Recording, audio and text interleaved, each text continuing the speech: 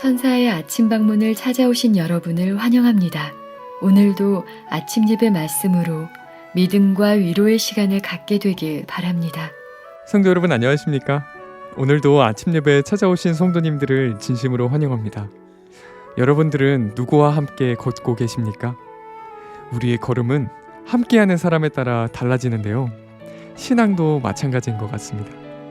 대화의 분위기, 인간관계 하나가 믿음의 방향을 바꾸기도 하는데요.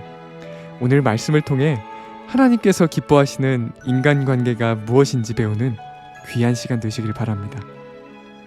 이제 기도하겠습니다.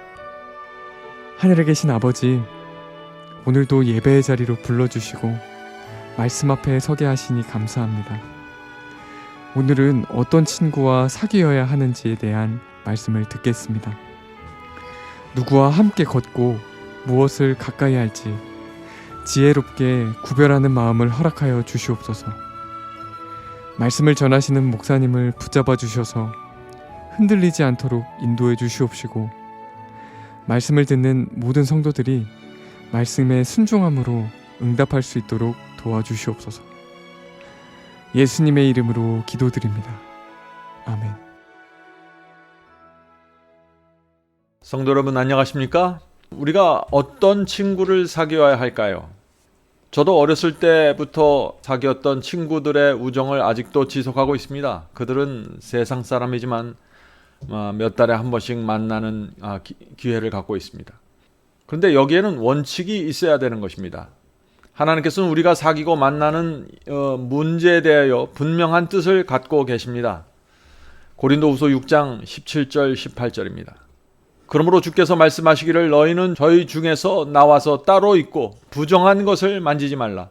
내가 너희를 영접하여 너희에게 아버지가 되고 너희는 내게 자녀가 되리라. 전능하신 주의 말씀이니라. 이것은 굉장히 파워풀한 말씀이죠. 성도 여러분, 우리를 무너뜨리기 위한 사탄의 전략이 무엇입니까? 우리가 세상에 끊임없이 접촉해서 세상 사람처럼 생각하게 만드는 것입니다. 그래서 하나님께서 부정한 것에서 분리되라고 호소하시는 것이죠. 우리가 이 세상에 살면서 거짓 복음과 계속해서 접촉해서 우리가 진리를 보지 못하게 만드는 것이 사탄의 목적입니다. 사람을 통해서, 인터넷을 통해서 악한 영향력을 계속해서 우리에게 쏟아붓는 것, 그래서 우리의 생각과 계획을 악하게 만드는 것, 그것이 사탄의 목적입니다.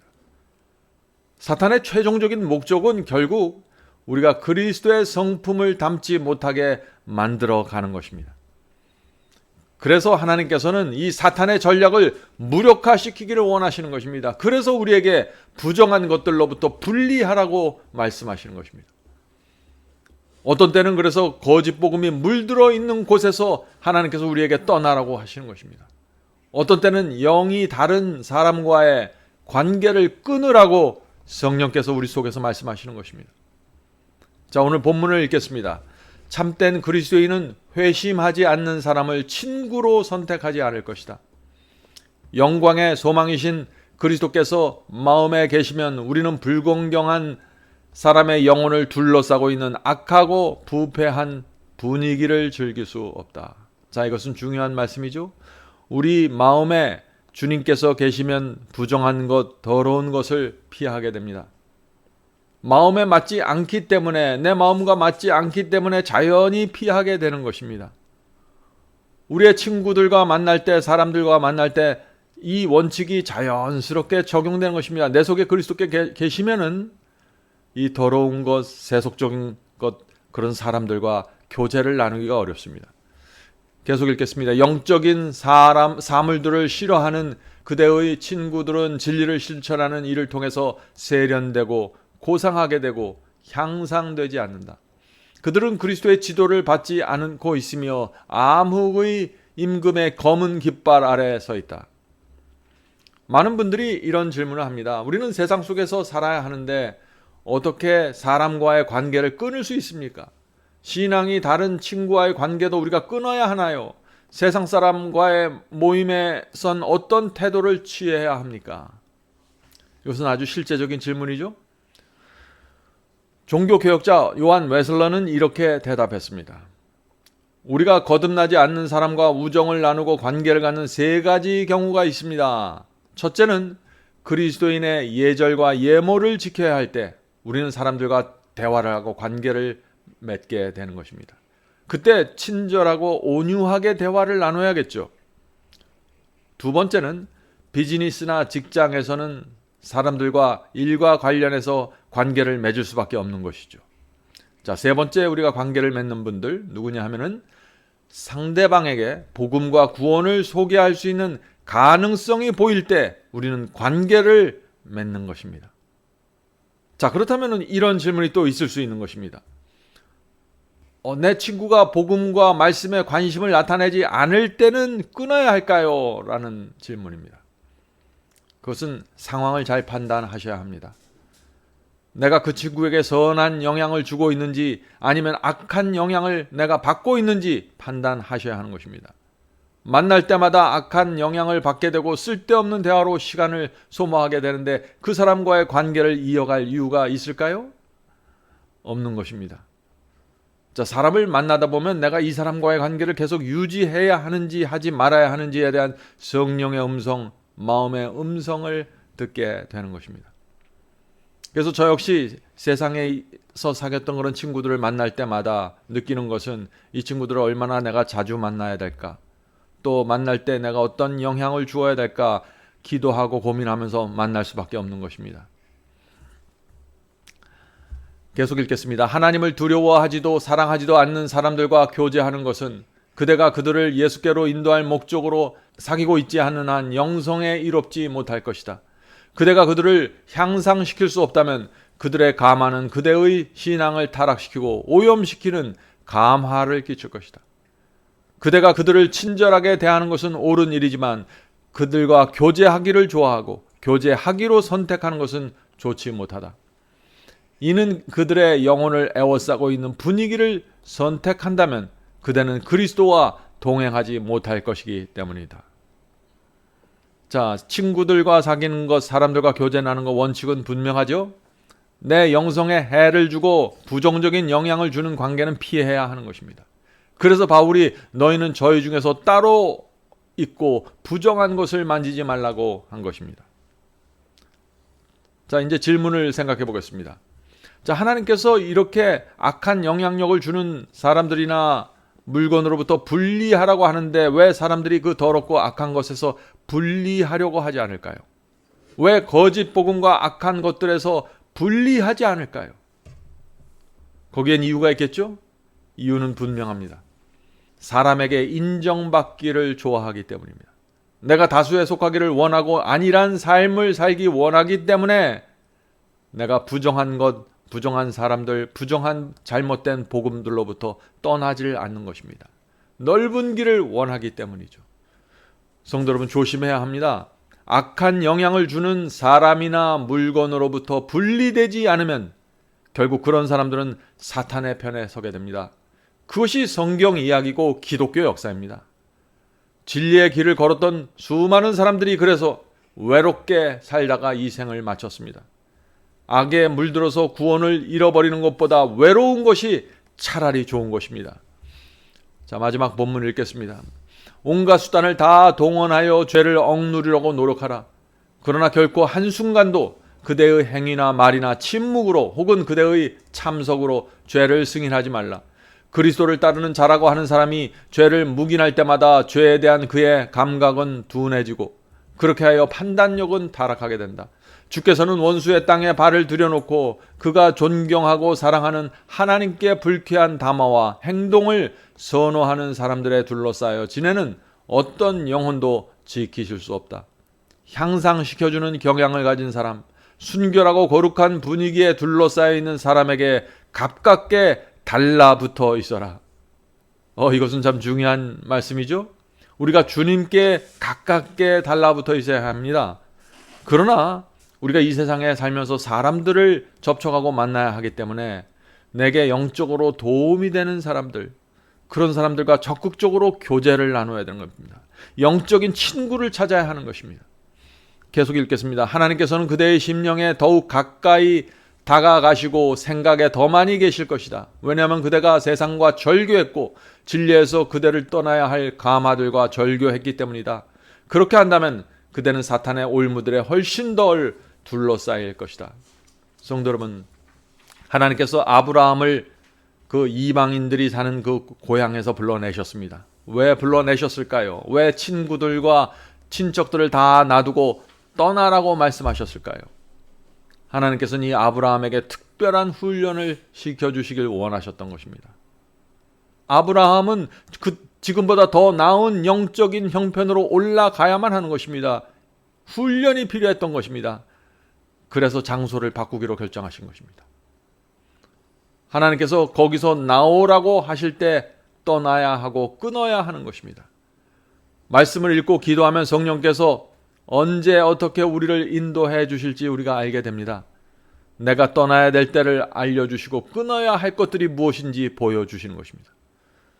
성도 여러분, 저도 제 인생에서 몇 번 떠나야 했습니다. 오래전에 주께서 말씀대로 살려면 내가 붙잡고 있는 거 다 버리고 떠나라고 하셨습니다. 처음 주님을 영접했을 때 저는 이 부르심을 받은 것입니다. 그때 정말 두렵고 고통스러웠습니다.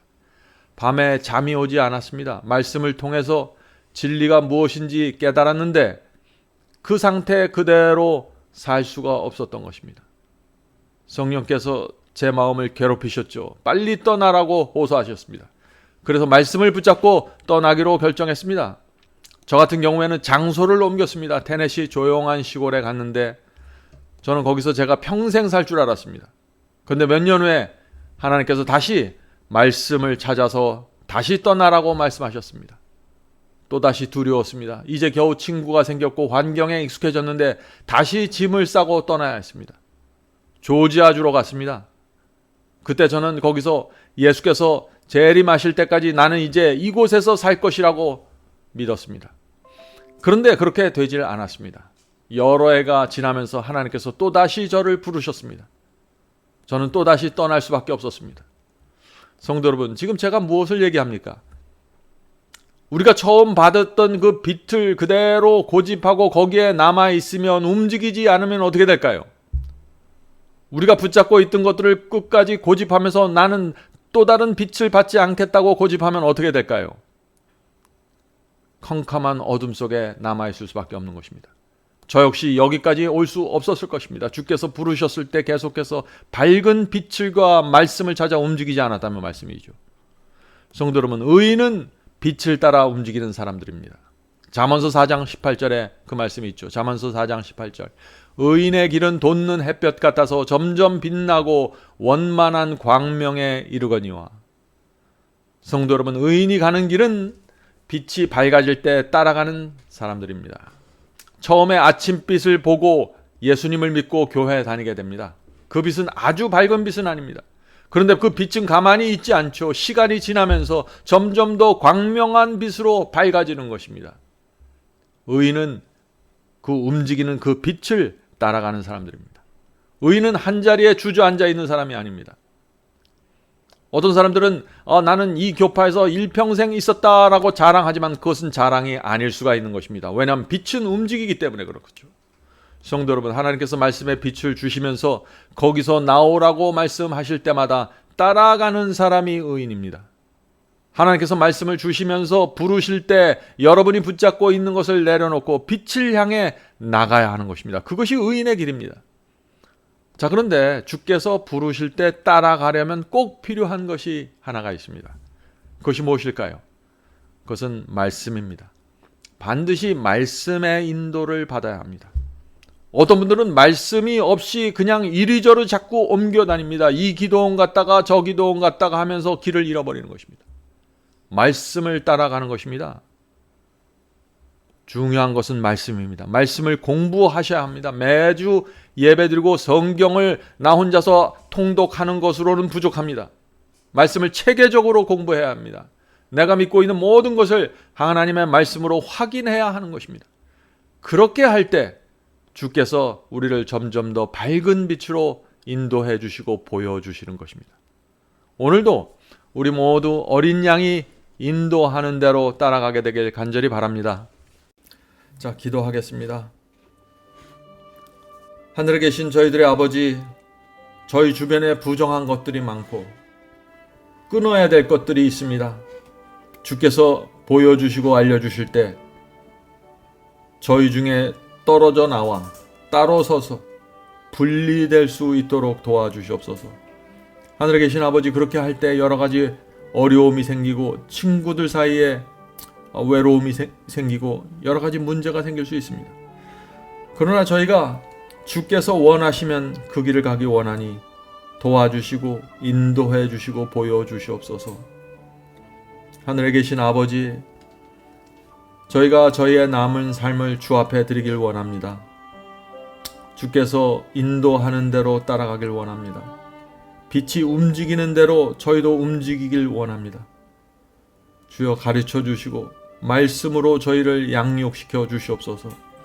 오늘 아침 예배드리는 성도들에게 함께해 주셔서 이 남은 생애가 말씀으로 인도될 수 있도록 도와주시옵소서. 말씀 없이 움직이지 않도록 도와주시옵소서. 오늘 하루 주께서 성령으로 저희의 발길을 인도해 주시고 저희의 마음에 하늘의 평안을 새겨 주시옵소서. 예수님의 이름으로 간절하게 기도드립니다. 아멘.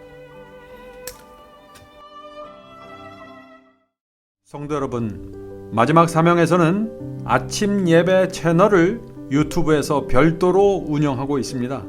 아침 예배 채널에서는 매일 새벽 4시에 예배 영상이 올려지고 있으며 특별히 아침 9시에 예배가 진행됩니다. 아침 9시 예배가 아침 예배 채널의 독특한 특징입니다. 원하시는 분들은 유튜브에서 아침 예배 채널을 별도로 구독 신청하여 주시면 저희와 함께 아침마다 예배 드릴 수 있습니다.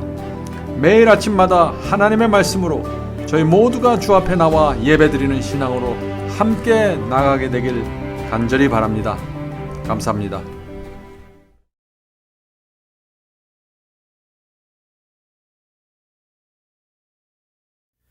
죄짐 맡은 우리 구주 어찌 좋은 친구인지 걱정 근심 모든 것을 고한 자는 복 받네. 주께 굳지 않는 거로 복을 받지 못하네.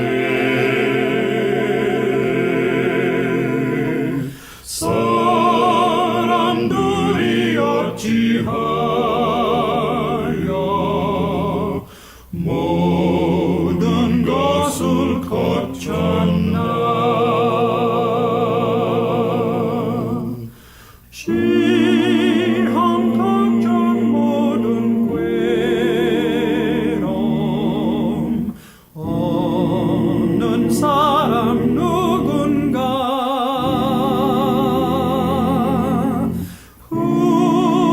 후질없이 낙심 말고